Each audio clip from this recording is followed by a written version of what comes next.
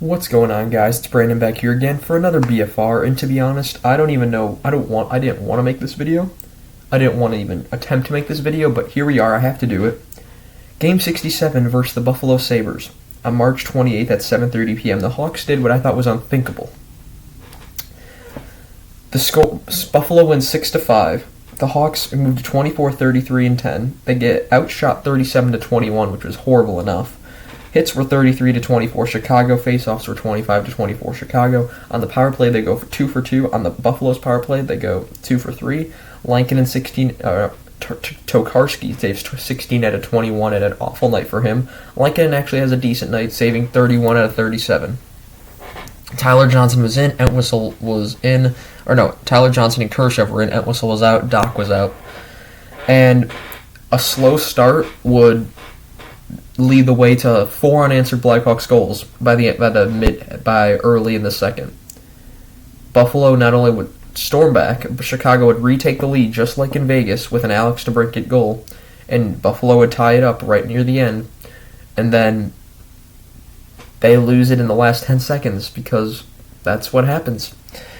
So a slow start starts at Radish to Kubalik broken up, Buffalo pressures, Gergensen breakaway saved, Tokarski had a good save on Tyler Johnson, and then on Reese Johnson, Skinner to Thompson to Tuck, missed net on a 2-on-1. And then at 12:07, it's a Chicago one-timer goal off a rebound from Calvin DeHaan. It's a great fake by Taylor Radish. Great pass. The one-timer, and it's his second of the year, his 17th career goal from Kubalik and Radish to make it 1-0 as Radish continues to impress.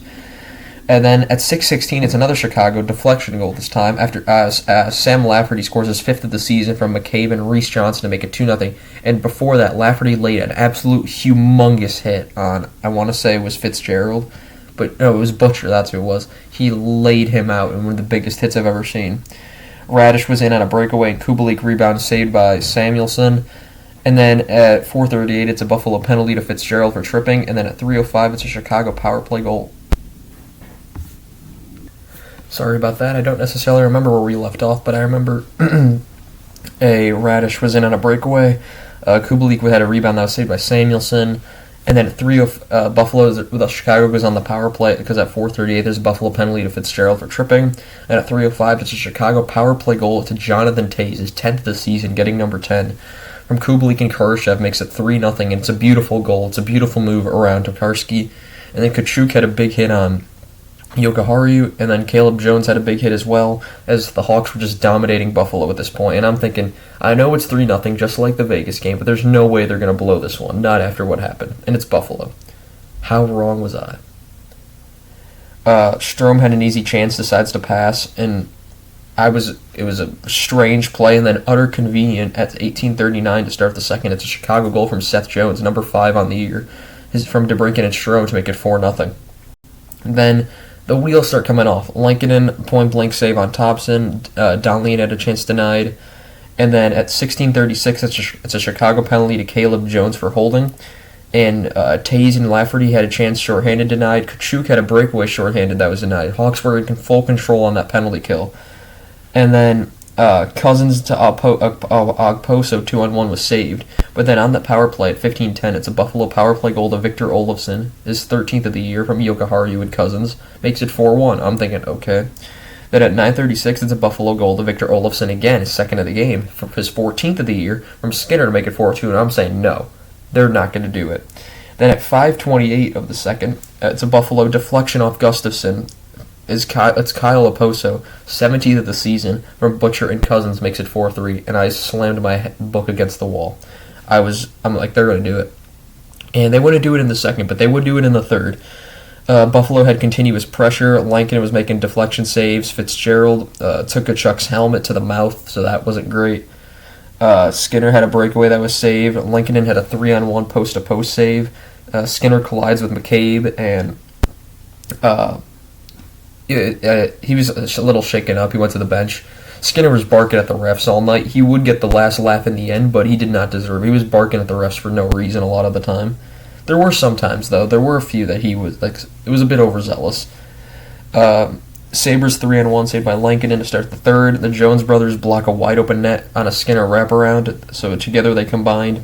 Tokarski denies Strome. The Hawks were pressuring, but on a back check at 17:21, Buffalo ties the game. It's two-time Blackhawk Vinny Hinostroza, his 11th of the season from Thompson, and Don Lee makes it 4-4. Then at 13:25, it's a Chicago penalty to Kachuk for tripping, and I thought the game was over, but they kill it off. And then at 10:20, it's a Buffalo penalty to Hinostroza for cross-checking. It's an awful call. Lafferty should have got the penalty for interference. It was absolutely awful. But the Hawks get I'm not going to complain. The Hawks get the penalty. The Hawks get the power play. And a scrum starts as Fitzgerald goes after Caleb Jones and Taves. And on the power play at 9:04, it's an absolute snipe from Alex to break it. The power play goal, posted in from Kane and Strome to make it 5-4. And Strome had then had set up Kane. Kane set up to break it. Just their normal chemistry working as usual. Then Kane and Strome had a 2-on-1 that was blocked. DeHaan was hooked by Skinner. There was no call. And then Skinner then was hooked by DeHaan, and there was no call, ironically. So that was strange. I guess they just cancel out. Lankinen deflection saves. Kachuk and Middlestat start a huge scrum after at 2:14. It's a Buffalo goal from Alex Tuck, his 9th of the year, from Olofsson and Middlestat. And I knew they were going to lose the game, whether it was an overtime. I was praying they would get to overtime because I knew Buffalo was going to come at them the next 2 minutes, and they failed me again as Kane had a breakaway that was ended and couldn't get the rebound. Lankinen and Seth Jones save a goal. And then at 1:09, one of the worst calls I've seen all year is Strome gets a penalty for hooking, in which he never touched Skinner. And the guy who made the call, it was his first game as an NHL referee. And that as soon as that happened, I threw the book and I just waited with my pen to write down. I wrote already down Buffalo goal. I didn't write down the time yet because I knew it was going to be on the power play. I didn't know when. But with 11.3 seconds left is what they said. It's a Buffalo power play goal from Tage Thompson, his 28th of the year. He's having an incredible year. From Dahlin and Tuck to make it 6-5. And that wasn't it. Lankinen and Kachuk both smashed their sticks on the crossbar. The Hawks call timeout and pull the goalie. The game's over. But what happened with Thompson's goal? Thompson's stick shatters as he shoots. The puck goes into the corner. It bounces off the corner, off the broken stick, off Lankinen's back of his skate, and into the back of the net. That is something that would only happen to the Hawks or the Flyers, but that's not important. But yeah, that is exactly what happened, and I threw my arms up. I turned the TV off. I didn't even watch the last 10 seconds, but I just checked ESPN to make sure nothing happened. And I saw that the Hawks called the timeout and they pulled the goalie, but that was it. And I didn't even think about it the rest of the night. Other news of the day, as I don't even want to talk about this game anymore, other than if that ever happens again in my lifetime, which I know it will, because I'm still hopefully have many years to live, I hope. But any other news? St. Louis and Nashville switch spots. San Jose overtakes Anaheim as Anaheim has lost their 9th in a row. They've not been on a good streak ever since they're selling at the deadline. Eugene Melnyk, owner of the Ottawa Senators, passed away. Sad day just in general. He saved the Senators in 2003. I know many don't like his recent decisions, but he still saved a franchise that was only 12 years old at the time, so props to him. And it's scary is that he was only wasn't even that old. He was old, but it was like maybe 70 or something. I think he was born in 59, so 22 minus 50. So he's in his early 70s, so that just shows that you could wake up one morning and everything could be gone. So scary moment for condolences to the Melnyk family, Ottawa fans, as now we see who takes ownership of the Ottawa Senators, if he has any family or whatsoever. So yeah, that's really all I have for you guys today. The title of this one's going to be I'm trying to make it as pretty outrageous as possible. It might be as simple as possible. It might just sound outrageous, but whatever I think of doing, we'll see how it goes. But yeah, that's all I have for you guys today.